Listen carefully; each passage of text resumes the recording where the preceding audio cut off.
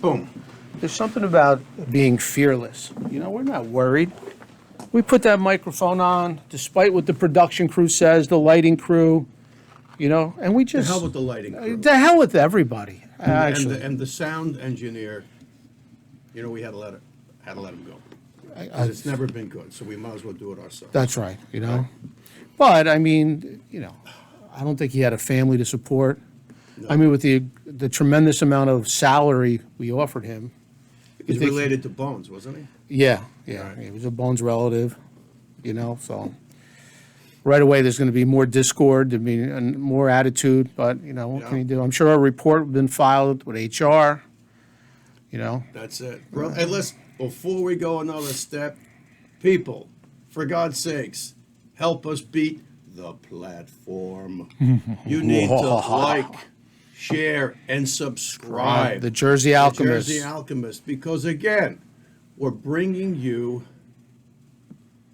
all of the issues of the day, and we dissect it, and we put it on the table, we tear it up, and then we alchemize it, which means we teach the viewer how not to get crushed by the load of shit that the world is throwing at us.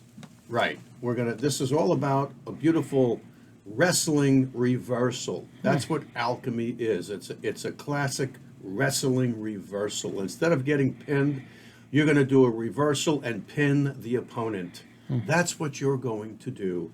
So, like, share, and subscribe, people. Want to do a countdown, bro? Oh, absolutely, All right. 100%. Okay. 5, 4, 3, 2, 1. Welcome back, friends. Welcome back to the next episode of The Jersey Alchemist. I'm your host, Dr. John Gerard Gallucci, and this is... And I'm Philip D'Angelo. There you go. John, how nice to see you today. Thank you Nice for to that see you. lovely introduction. And if I seem a little peppy today, Yeah, got a little it's pep in because your I step. got me a cold brew to the Oh, left here. nice. And, Nice. wow, yeah. John, I got to tell you, all right? Now, our age, there's a lot of people out there that are, you know, not in the greatest of shape. They look older. You know, you've got great hair. All right, let's put that on the table. Just You had got a haircut this morning. my point. Is that what it has? Your haircut? I mean, that's did. I got a amazing. haircut. Oh, well, God bless you. You sure you're not? That's What? no, that's really you. I thought maybe you put one of those little, Little you wigs know, on? yeah, a little sideways thing. Now, do you go? Are you a salon guy or are you a barber guy? Barber. But I've does- gone to salon. Does he have the old, you know, the old barber? pole? Oh Absolutely. my gosh. Sal Longo, Washington Valley Road, Bridgewater, the Martinsville section of Bridgewater, Wow, New Jersey. wow. That's my bud. That's the guy who's been cutting my hair for years. Sal is 80, and he looks like he's 50. God bless him. God bless him. That's Yeah, he amazing. does. He's Yeah. been there that long. Wow. How many chairs does he have? Is it a big place, Well, small? No, he's got 3 chairs, but he only uses one. Yeah. And in the words of my son, who also goes to him, Wow. he goes, Dad, he goes, I tried to talk to Sal. He goes, and he took eight swipes at my head. He goes, and I was done. He goes, he turned the chair. He took the cape off of me. Yeah, He goes, yeah, he yeah. dusted me off. I was done. I didn't know what to say. Wow. Sal is an expert that makes it look easy. That's, I was right in the middle of a conversation with him today. I think I was in the chair for about 6 minutes. He says, okay, Johnny boy. He says, we're done. You look great. And I did. and I'm going to tell you, he probably, you don't have to tell me, or, you know, I don't want to embarrass you or Sal, but he probably charges a fair wage, a fair cut, right? He doesn't.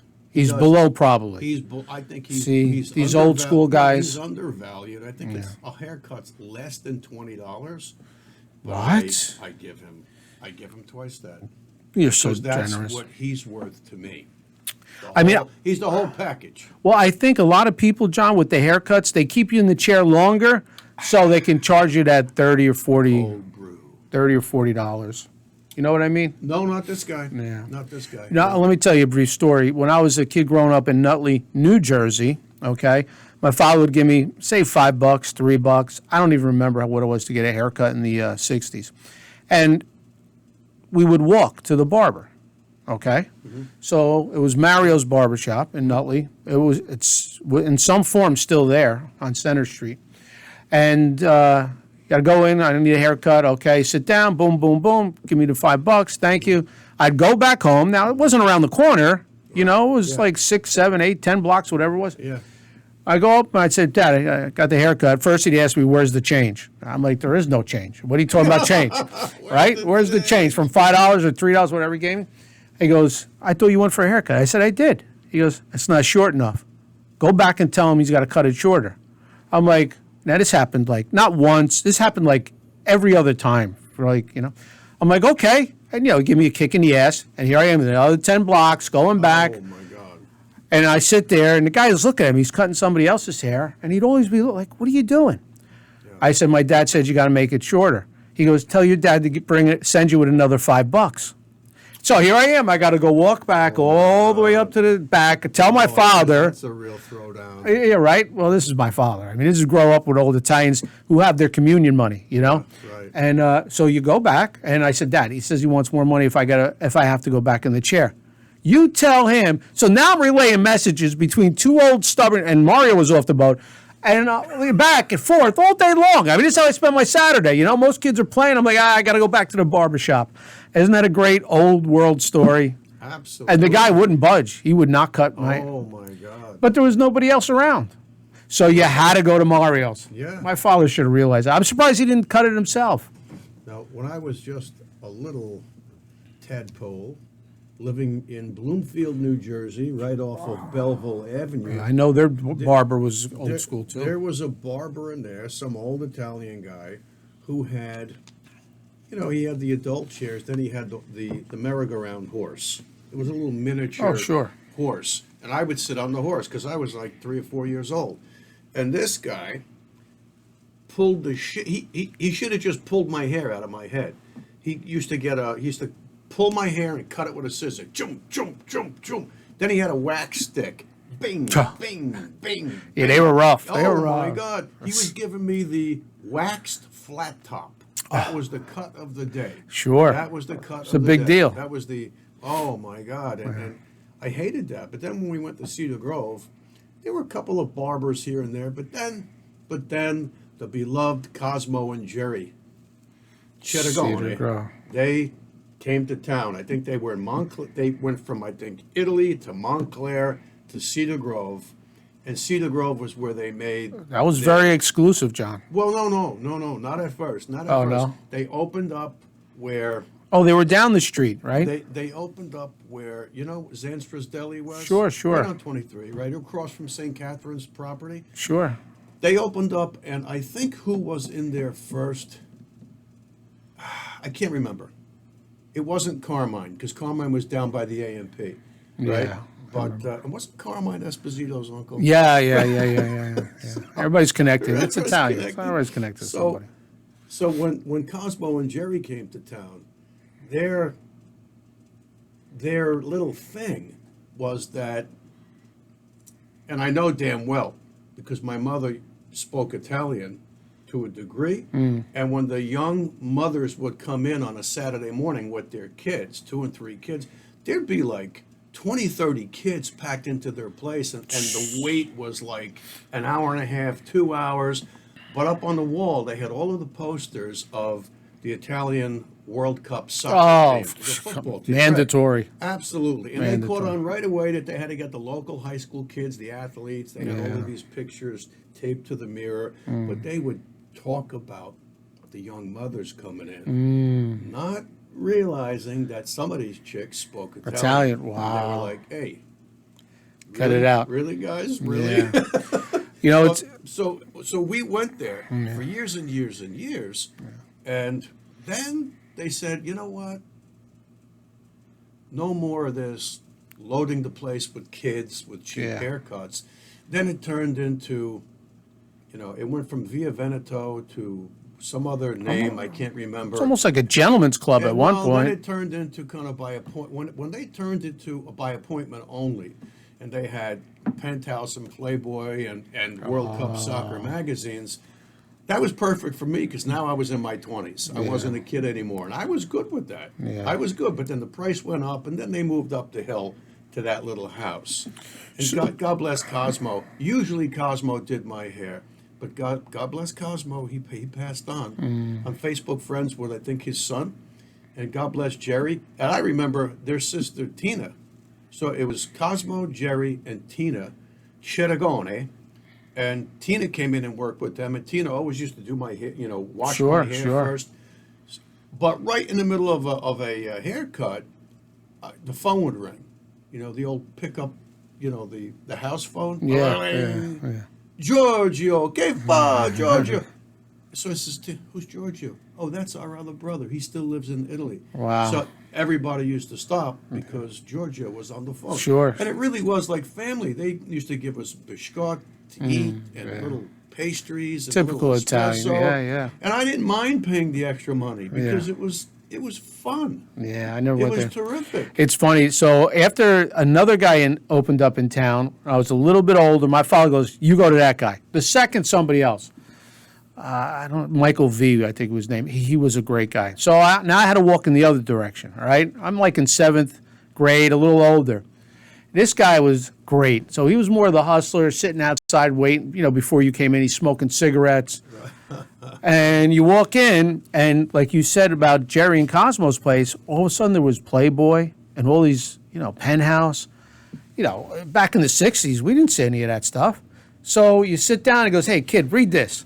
And you're embarrassed. You're like, "Wait a minute, That's hysterical. yeah." Now, first of all, I'm going to Catholic school. I feel like God's going to strike me with lightning at any second. And if my father, God forbid, my mother walked in for some reason, I don't know why she would walk in the barbershop, but she didn't drive. She didn't even have a license back then. But, now there's a shitload of trouble. So I would go there and I'd be like, "Hey, this is pretty cool. I feel, this is all right." And my father, he charged more money. And I said, "Dad, I think that guy's worth it. Keep going there." Because he had the pornography. He had the Playboy and he made you feel, and then he'd say, "Kid, go get me a coffee down the street." Right. And you'd have to go and give me one of those lottery tickets. Or I know you're going. Yeah. I'm surprised I wasn't running numbers.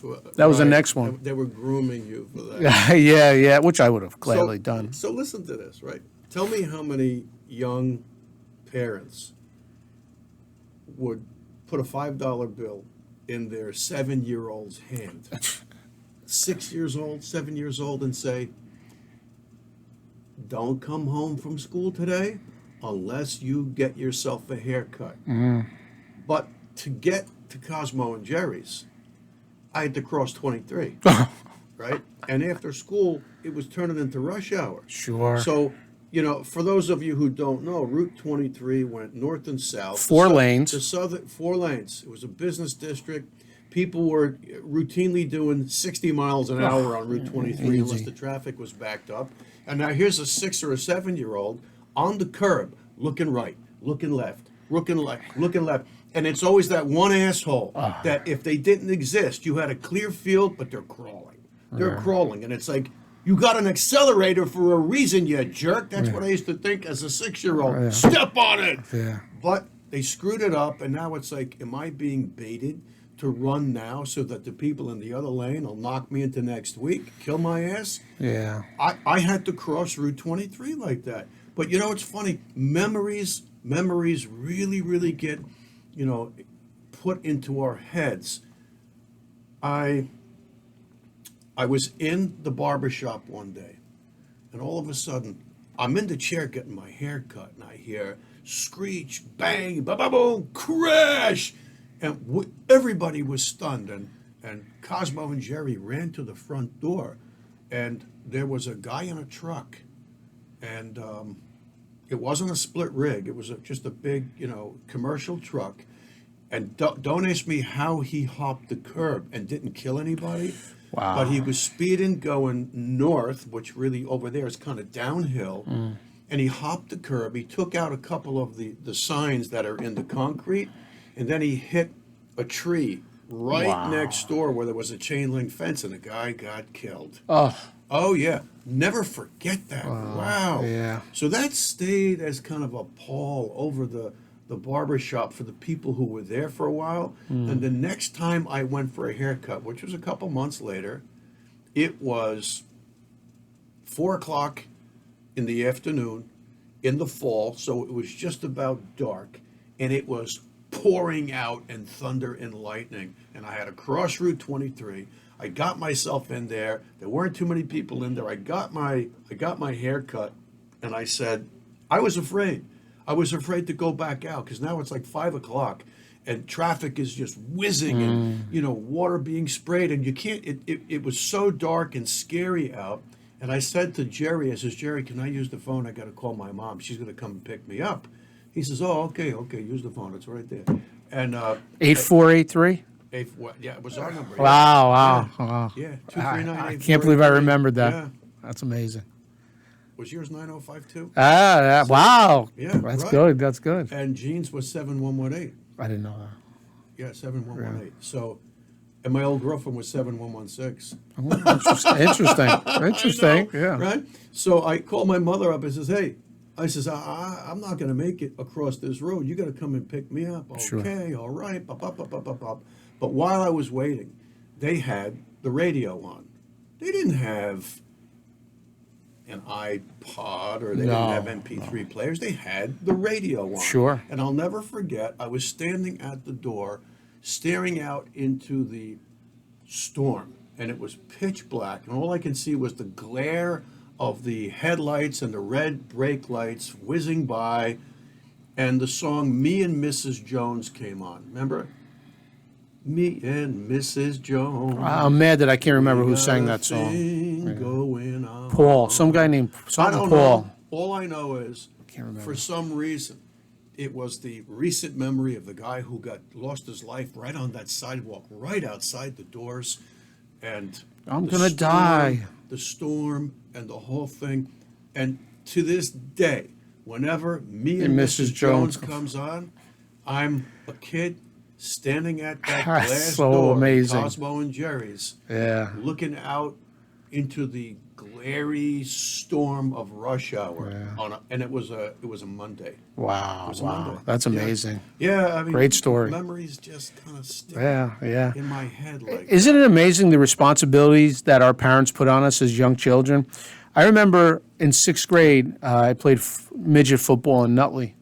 And, my father was working. So if I wanted to get to practice, my mom didn't have a driver's license. She came from Italy. She didn't drive at that time.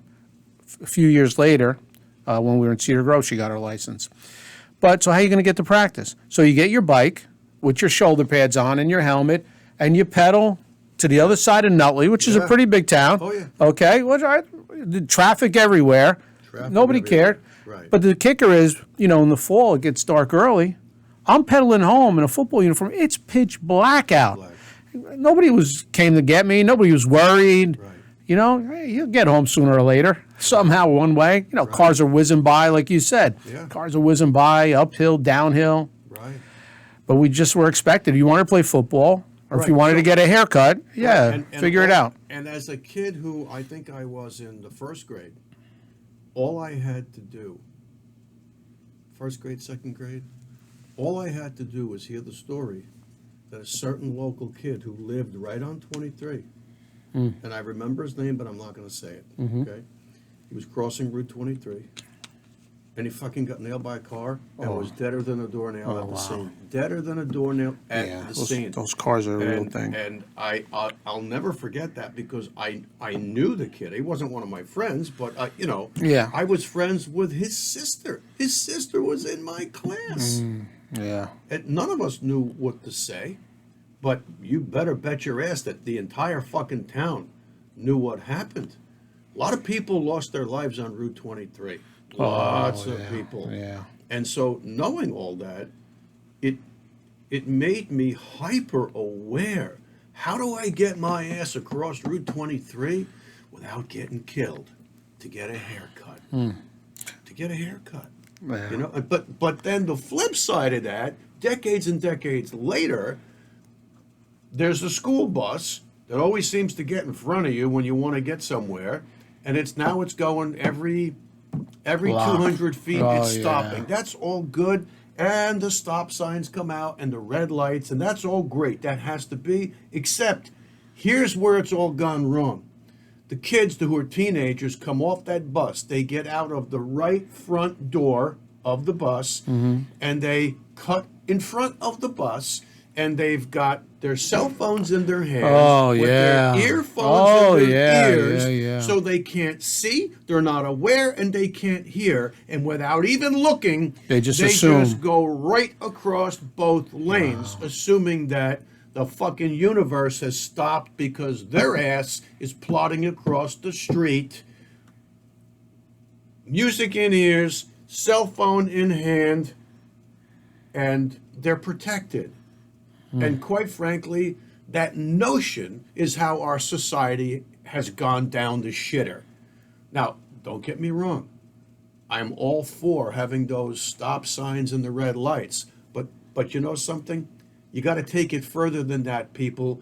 You got to teach your children well. You got to teach them, don't cross the fucking street unless you're completely aware of the flow of traffic. What if some numbnut idiot isn't paying attention, kiddies? What if the person behind the wheel of the car is doing what you're doing? Cell phone in hand. Guess what?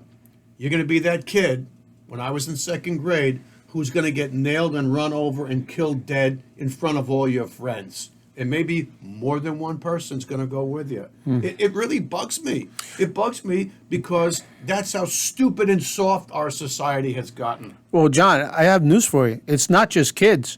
A couple years ago, I had business I had to go into New York City, Manhattan, like once a month, a couple times a month. Manhattan. That's crazy. Yeah, but interesting that you brought that up, that point.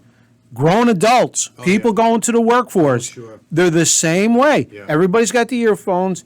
Everybody's on their phones. There's people walking into the middle of the street, horns honking, people walking into walls, bumping into each other, because when you're stopped at a light, you're just watching, and you're people watching. Because in Manhattan, as everybody knows, there's got to be, at all times of the day or night, there's 100 people at every intersection. Waiting to cross. Easy. Waiting to cross, waiting to scoot across. And you're looking like, look at these people. They have no clue as to their surroundings, what's going on. Everybody's connected. You know, what happened? Why can't we be alone anymore? Why can't we spend time? Oh, I have to drive or walk from point A to point B, and I'll talk to somebody when I get there. No, we have to be in the middle of texting. I've got on my Bluetooth. I have to call. I can't drive from here to New York or Pennsylvania without talking to 15 people. You know, It just happens. So our kids, and we didn't grow up with that. So imagine what our kids how they're going to be as adults growing up with all these amenities of modern technology. All of the cushions. The cushions. This goes right back to first world problems. This goes right back to the playground on a school. When we were kids, if you fell off the monkey bars, you fell on your fucking face or on the back of your head. And you staggered home not knowing what fucking week it was or what planet you were on. Lots of concussions back then. Oh, yeah. You know, but then I think in the late 80s through the 90s, the playgrounds then were made with big chunks of soft rubber. And then they started having a wrestling mat under AstroTurf. And it's like... Skin those knees. Break those bones. Skin those knees, break those bones. Yeah. My cousin, we were at a playground one time. He broke his arm. I don't know what he fell or something. I'm like, he goes, oh, my arm. I'm like, come on, what do you mean? We got about another 2 hours. We don't have to be home yet. He goes, no, it really hurts. And then you look, and there was a bone pointing out. I'm like, all right, maybe we'll go home. It's time to go home. Yeah, but we took ourselves home. We didn't dial 911. We had to drive him to the hospital, and he had a cast on for the next 20 years. Yeah. Well, it seemed like that anyway. Yeah. You know, nowadays, forget about it. You know, I get hit in the head with a golf club. And who did? Me. Is that what happened to you? Well, that's just one or two shots that I've taken.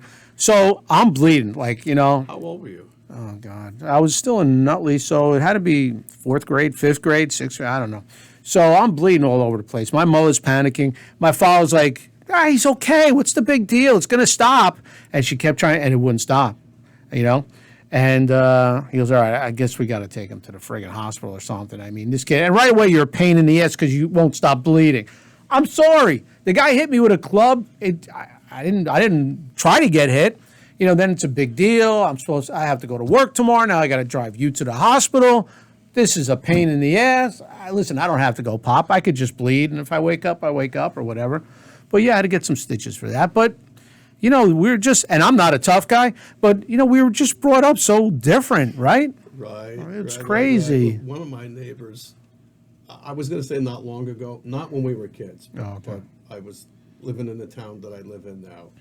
And she was maybe, I don't know, a quarter of a mile down the street, something like that. And she calls me up. She goes, "Can I bring so-and-so over?" One of her kids. Yeah. "He's bleeding." I says, "Well, he's bleeding from where?"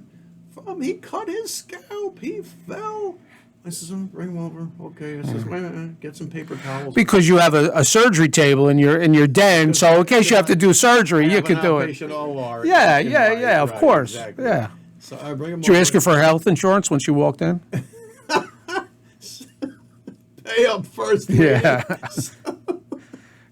She comes over through the back door, and I now it's this matted paper towel with a dish rag over it, and it's all matted in his hair, and there's like an 1.5 inch gash on his head. Nice. And I said to the It's kid, impressive. I said, "How'd you do this?" He says, I was running. He goes, and I fell head first into the brick fireplace. He goes, "I hit my head on the corner of the brick on the fireplace." I says, "Oh, okay, fine." I lift it up, and the mother is looking over my shoulder. She's like, she's grabbing. She goes, "What's that white stuff?" I says, "You mean the white stuff at the bottom?" She goes, "Yes." I said, "That's his skull." She goes, "Oh."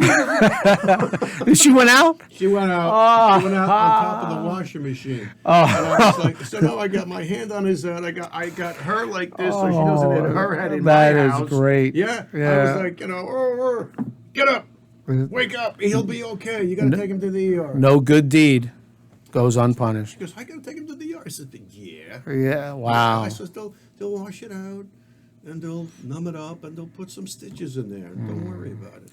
I had when my kids were growing up, my son had a best friend. I mean, we took this kid on vacation.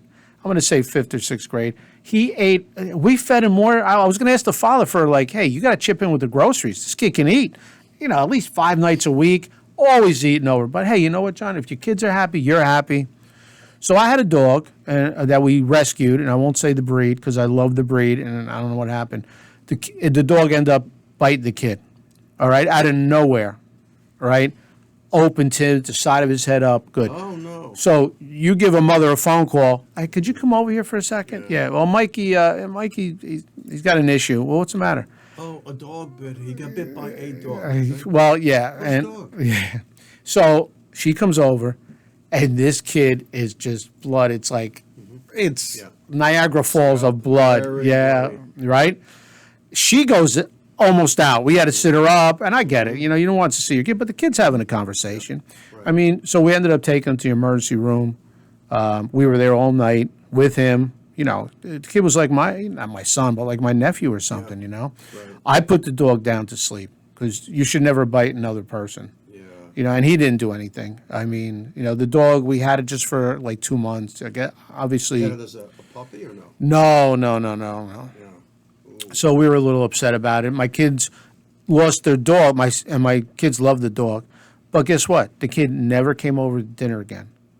My kids lost one of their best friends. He heard you every time the kid walked out. That son of a bitch. He just had a house at home. Then the dog figured he's the competition. Yeah. They haven't thrown anything to me anymore because there are no leftovers. They're leftovers. This I'm kid. gonna bite his ass. But so that's my story of bleeding neighbors. I mean, what could you do?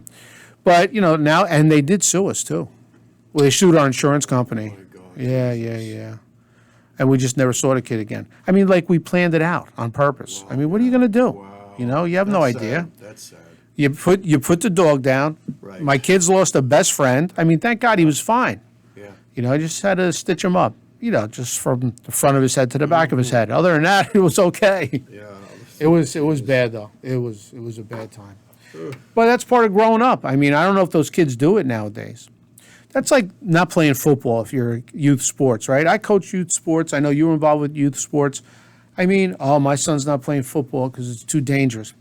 up for the first 5 or 6 years, though, John. I mean, no kid's really getting hurt. They're just falling on each other. Pretty much. 7th, 8th grade, that testosterone starts kicking in. Somebody might break their wrist, Our fall toughest, hard and, my son's team, the toughest player in 6th grade was a girl. Just like Icebox in, what was that movie? Little Giants. Icebox. Oh, yeah, Ever see that? right. I mean, she was all right. I think that's what they called her, Icebox, too. yeah. She was tough. She was like a monster. She had LT's number, Lawrence Taylor. She was vicious. So the kids, so the guys aren't really, So the guys aren't really developing, at that age, Right. So I don't know. Nobody cared about us when, whether it's crossing 23 when you're kids, you just had to do it. And if something happened, you figured out what would happen. Crazy, right? I don't think you could turn the hands of time back. So No. we'll make an attempt at alchemizing this this episode, because it's really all about just the times they are a changing. Yeah. There's no hot potato political issue here. There's no left versus right. None of that bullshit. This is about how the times have changed. And I think when a society gets too soft because life is too easy, look out, because here come the Chinese, or here comes some other country. And I mean that, and that's not a slur on any particular country. I know right away the left are going to go, oh, how dare he? He said Chinese. I'm talking about the nation of China. I'm talking about, look, if you've ever seen their propaganda videos of their military parades, and ding, ding, ding, ding, ding, Oh, ding, yeah. ding, ding, ding, ding, ding, ding, right? There's thousands and thousands and thousands of everybody.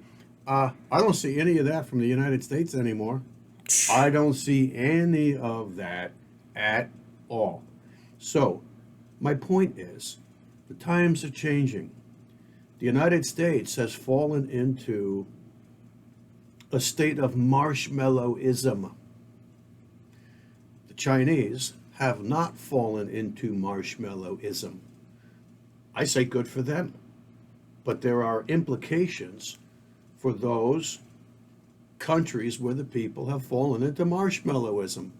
I think Canadians have fallen into marshmallowism.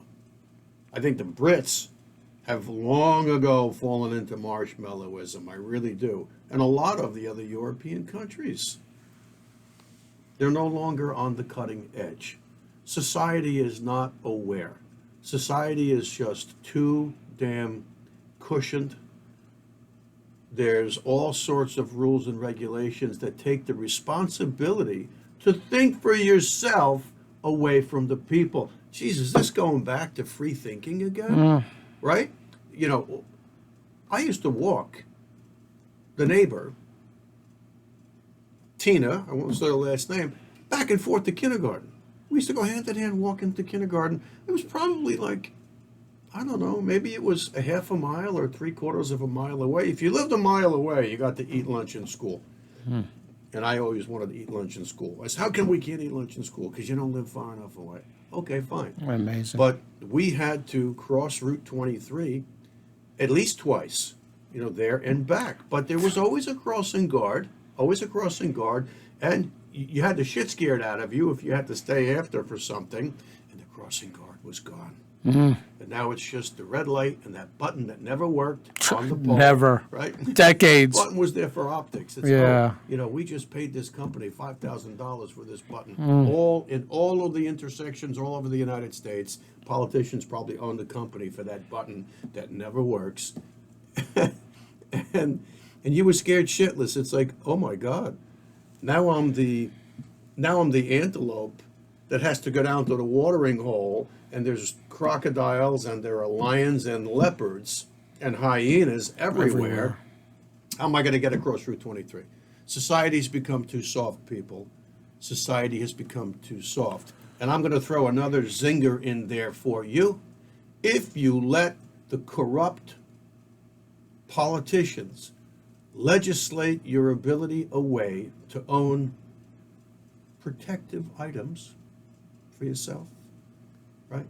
You're stupid, and you're falling further and further and further into marshmallowism and further away from the blessed state of free thinking.